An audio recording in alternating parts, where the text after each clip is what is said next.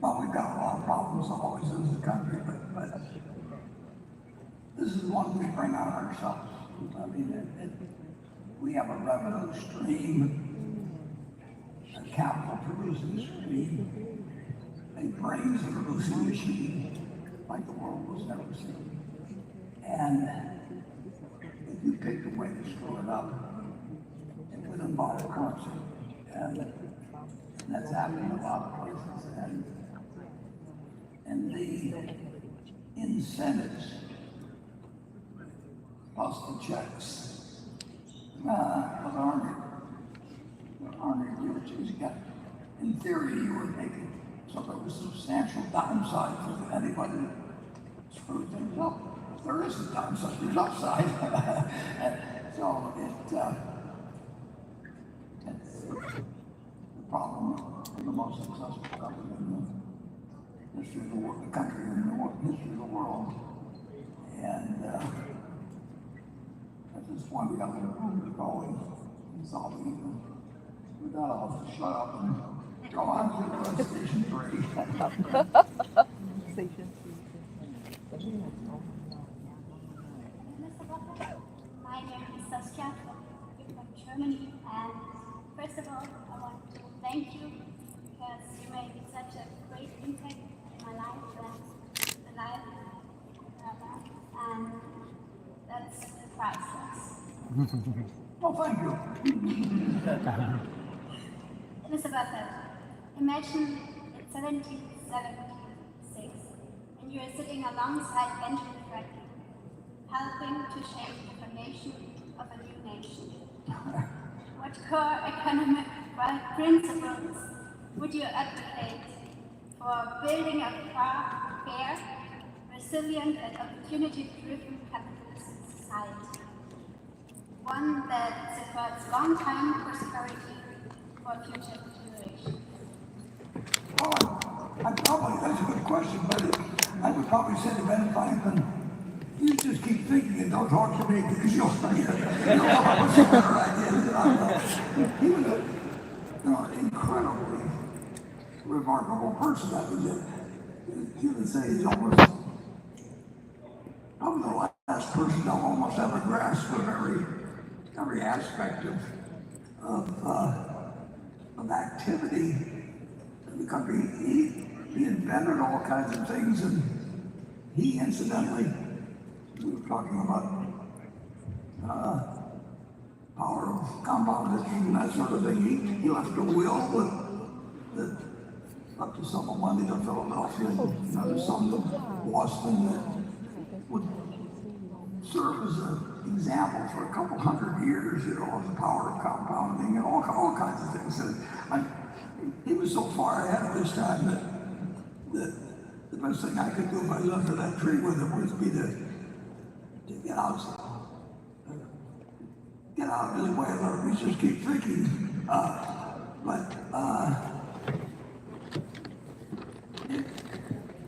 He saw the problems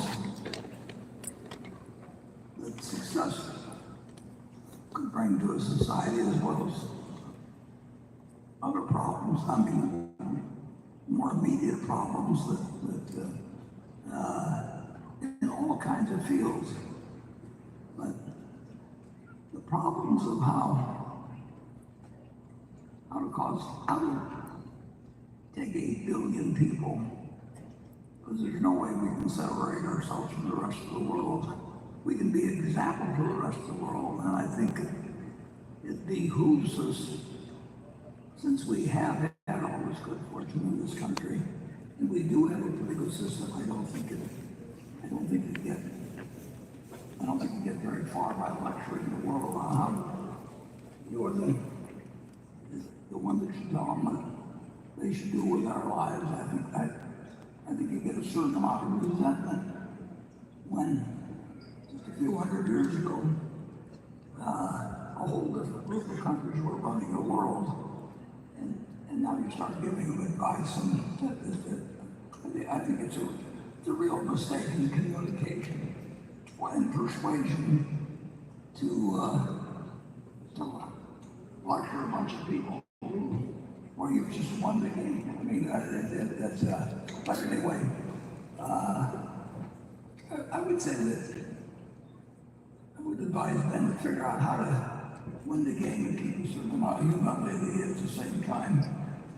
And I would tell him to try and design a system that doesn't invent too many things that can destroy the planet,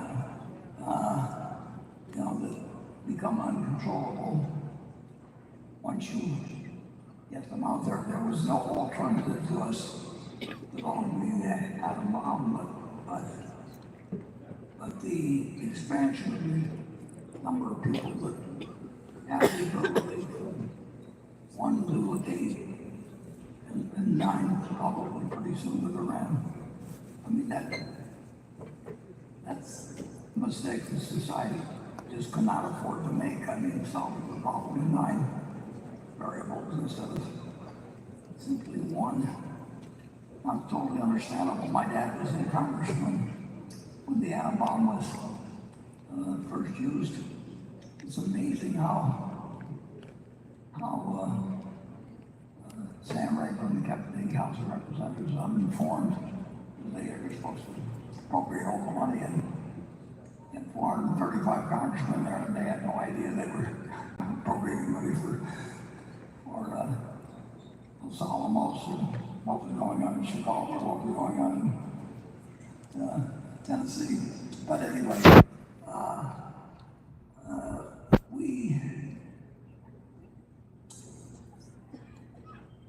we do have a society that is far beyond anything that Ben Franklin dreamt of.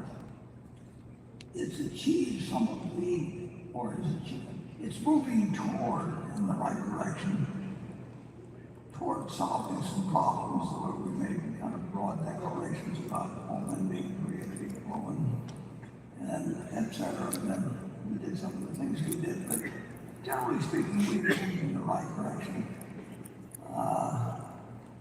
But we face problems that I don't know how Ben Franklin would attack the problem of what you do once you get weapons of mass destruction in many hands, and when you essentially look at the world as something where there are winners and losers, and that the winners are, humiliate the losers and do all kinds of things. All those people are not younger figure out the answers on that. But it's still the most wonderful. There's never been anything you might what has happened in the United States. So it's the best place, the best time to be alive by miles. Just think of a couple hundred years ago, and somebody, yanking out a few of their teeth and pouring whiskey down I mean, subsistence, and particularly in the Midwest. Imagine waiting till the Missouri froze over to get your wagon across. Maybe have a pregnant woman in the back. It's just amazing what has happened. Of a positive nature during our lifetime, and then the question is, how do you keep it and how do you improve it? And I do think that fundamental to all of it, though, is having a currency that does not get debased, but that does the stability of a society for all the people that Forgot about this. So sorry. All the people that are always possible. If others I think we want a society that operates in that manner. So anyway.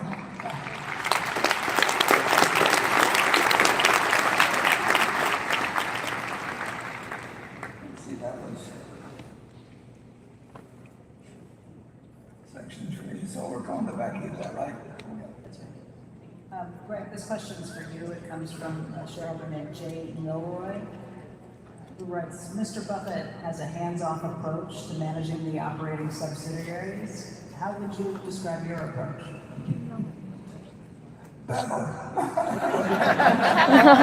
Wow.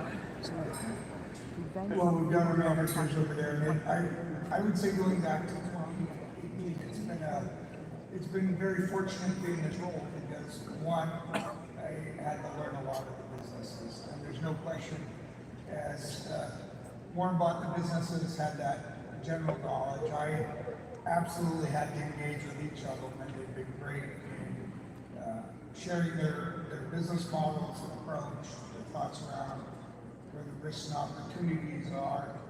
And I think as we went through that, there's no question. I had questions and wanted to engage with them. And Warren talks about the curiosity being important as you go through things. That would be my style, to have questions and comments around their business, their frameworks. At the same time, they have great businesses and they run them very autonomously. That remains in place.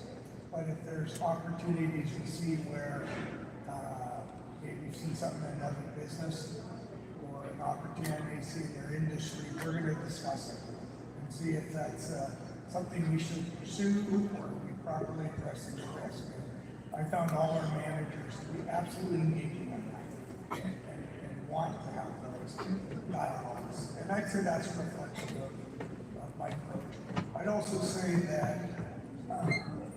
when you think of our managers, again, very autonomously, they run their businesses, they know it better than I ever will.